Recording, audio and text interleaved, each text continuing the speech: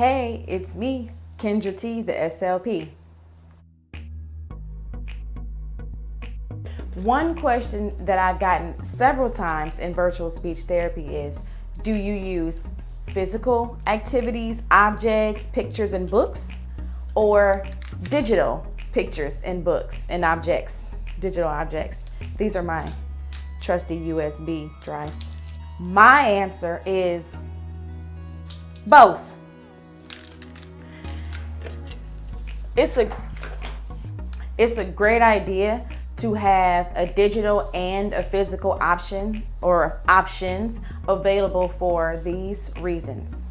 Number one, digital activities take up less space. It's easy to organize because you organize files and folders, and very accessible during a session. You can just open up this folder labeled articulation flashcards or that folder labeled language comprehension.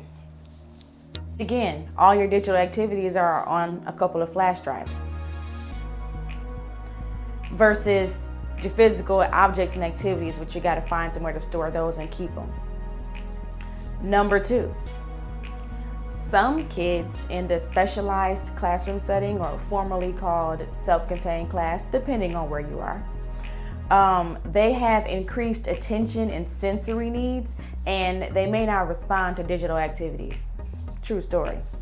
Several of my students in a specialized setting just don't respond to digital activities. I have one thing that they attend to and get involved with, but for the most part, they don't. Digital pictures, they don't. So I always have a couple of physical objects, stories, pictures, and things that I can interact and engage with the camera, with them.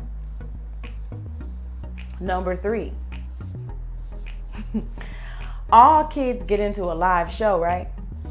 This is my argument for the physical activities. So when you have those and you're manipulating them and moving them around and you're doing your language stimulation and you're doing gestures with them and all that, it's kind of a live show that they can get into more than flat, even 3D, but still flat digital objects or pictures.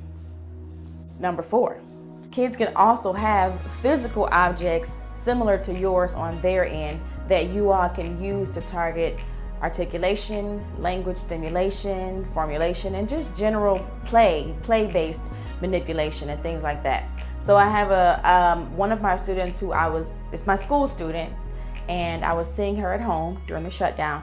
And so I gathered a purse full of objects. It was a mixture of real objects, functional things from around the house, and a few toy items. I told Mom, hey, we're going to be using a purse full of objects. I noticed that in the last session she had a purse full of objects, so we'll use that.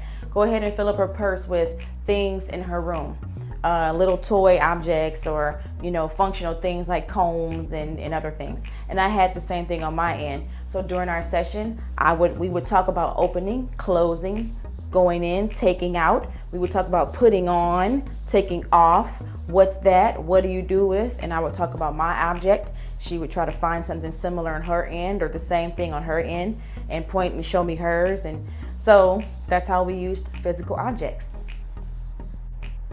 The moral of the story is just use whatever you have on hand, what you feel comfortable with using, and what your kids respond to. It never hurts to have a collection of digital or physical objects and a collection of digital objects to use and have at your disposal for any time, any moment. All right. Thanks y'all for liking, sharing, and subscribing.